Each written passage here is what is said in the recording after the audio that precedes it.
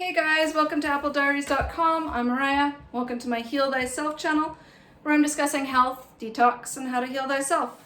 Reading this book, The True Healing Art by TRALL, MD, one of the true pioneers in the early 1800s of the natural hygiene movement.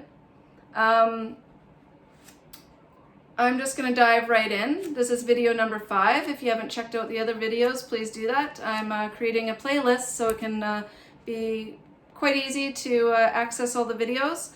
Please like, share, and subscribe. Leave a comment down below. If there's any other books that you know about written in the early 1800s to this effect, in the natural health and hygiene type books, I'd be happy to hear about them. I'm all ears. So I'm just going to dive right in. The great Magi of France, who died 2 years ago and who long stood at the very head of physiology and pathology in the French Academy, which, by the way, has claimed to be, and perhaps is the most learned body of men in the world, performed this experiment. He divided the patients of one of the large Paris hospitals into 3 classes. To one he prescribed the common remedies of the books. To the second he administered only the common simples of domestic practice. And to the third class he gave no medicine at all. The result was those who took less medicine did better than those who took more, and those who took no medicine did the best of all. Magi also divided his typhoid fever patients into 2 classes, to one of whom he prescribed the ordinary remedies, and to the other no medicines at all, relying wholly on such nursing and such attention to hygiene and the vital instincts demanded and common sense suggested. Of the patients who were treated the usual way, he lost the usual proportion, about 1/4, and of those who took no medicine, he lost none. And what opinion has Magi left on record of the popular healing art? He said to his medical class, "Gentlemen, medicine is a great humbug. Who has not heard of Dr. Jennings, now of Oberlin, Ohio? Some years ago he practiced medicine in Derby, Connecticut, being a close observer and a very conscientious man, and withal something of a philanthropist. He became a reformer, and what all true reformers must be in the world's estimation, a radical, an altruist, one idealist, a fanatic, etc.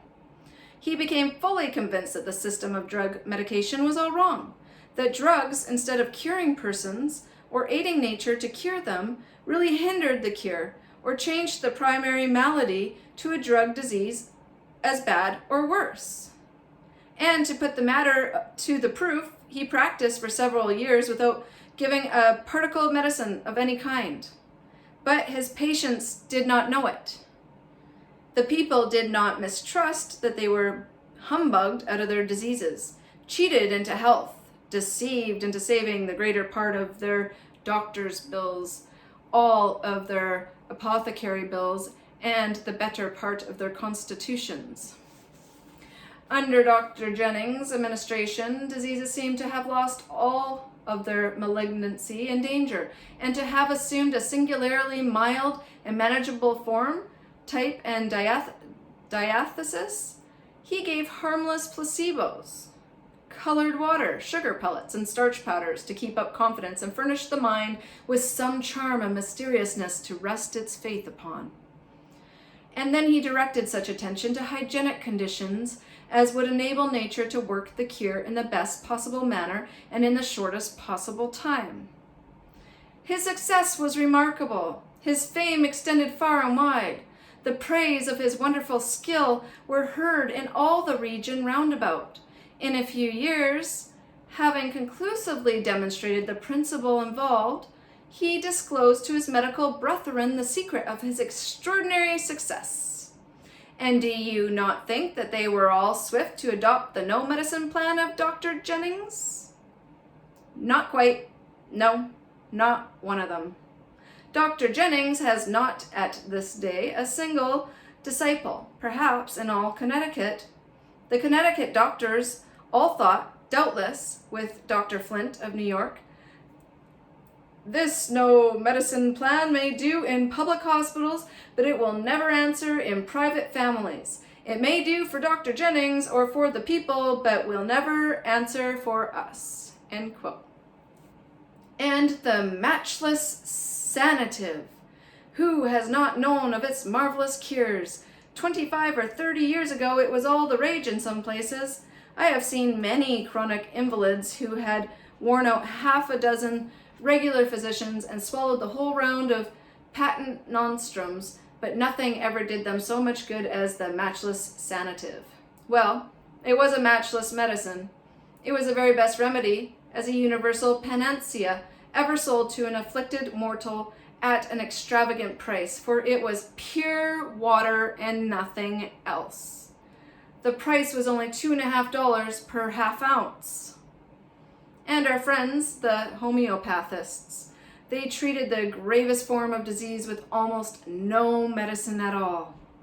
They come as near to non-entity as possible and miss it.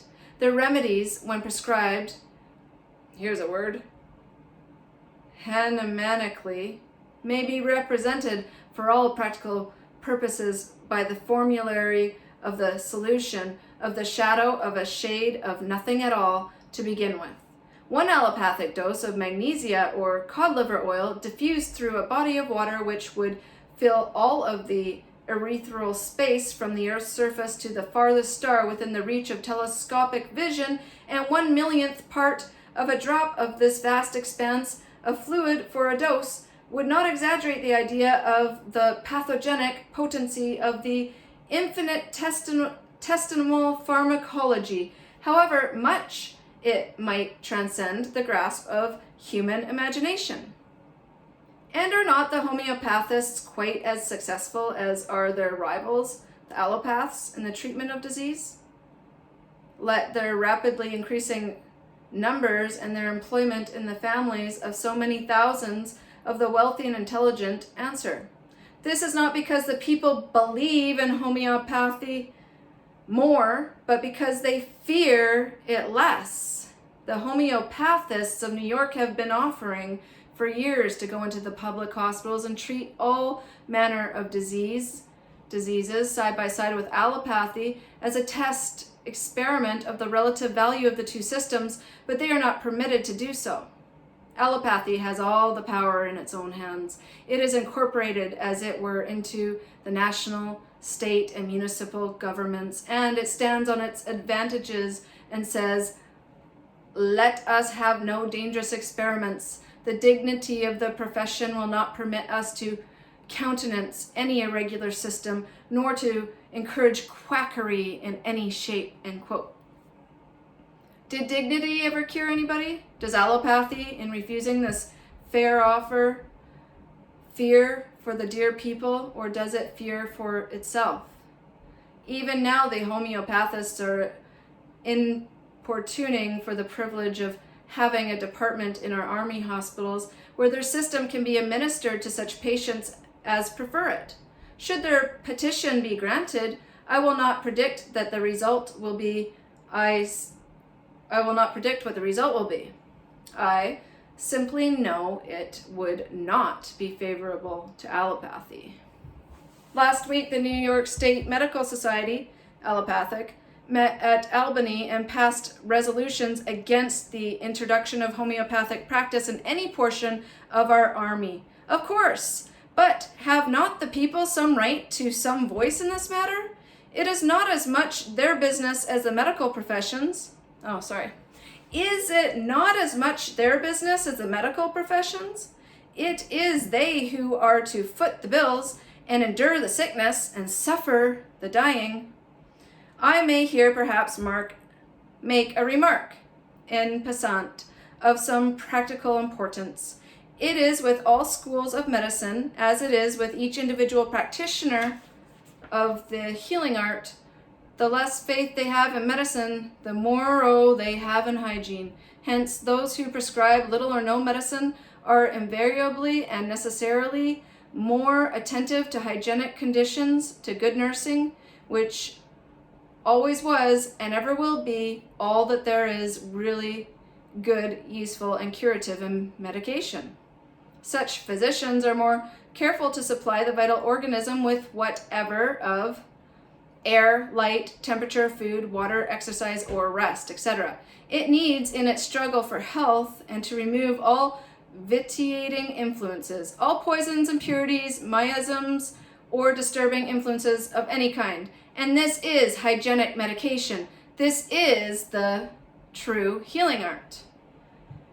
Nor God nor nature has provided any other, nor can the Supreme Architect permit any other without reversing all laws of the universe and annulling every one of his attributes, as I expect to make appear in due time. Why have you a sanitary commission to look after the health of our soldiers in the field? Where are the doctors? For what purpose have we a medical bureau? Why should it be necessary for a self-constituted committee with a clergyman at its head and a non-professional person for secretary to supervise the medical department? Why do we not have, in private families, some benevolent clergyman or some intelligent layman to regulate the hygiene while the physician deals out the drugs?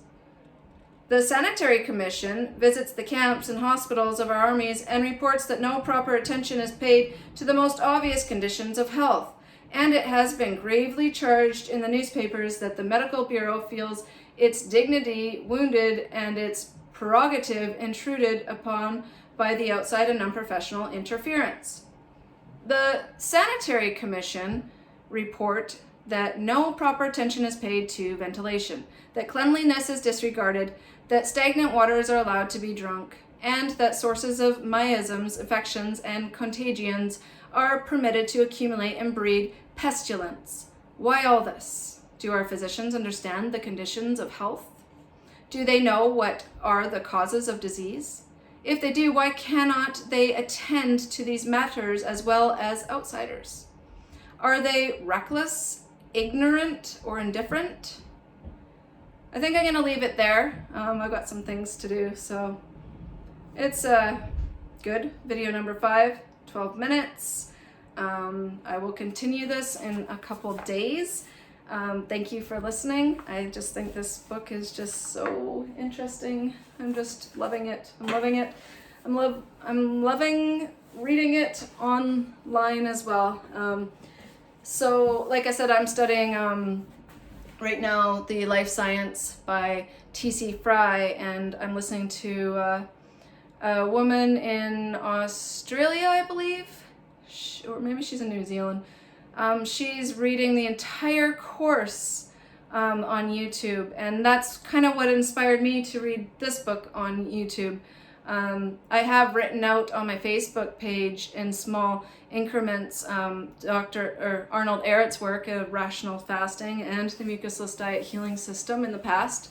I just think it's great to keep this information alive and in the minds of people today, because it's timeless. It doesn't, I mean, the human body and health and well-being is still just as valid then as it is today, and what they had to say, I feel, is less convoluted or less, it's just more pure, and they had less confusion around to contend with, and they could really excel at their practices, and they weren't just spending their entire life paying for their existence, and they could actually exercise their own form of judgment within their practices and their expertise, because they weren't as controlled as we are today. So that's why I found so much truth, I believe, in literature and works from the 1800s and 1900s, and I'm just enjoying it a lot. So please like, share, and subscribe. Leave any comments down below. Happy healing, everyone. I wish you all well, because true health is wealth. Every aspect of your life improves when you improve your inner terrain, because health and wellness and everything is an inside job. And if we each took the time to clean up our inner terrain and to achieve health to one degree or another, I believe fully that this planet would be a better place. Those who are, you know, placing themselves in positions of power and inflicting unlawful and unjust rules and regulations on the rest of us, those people need to cleanse more than anybody, you know.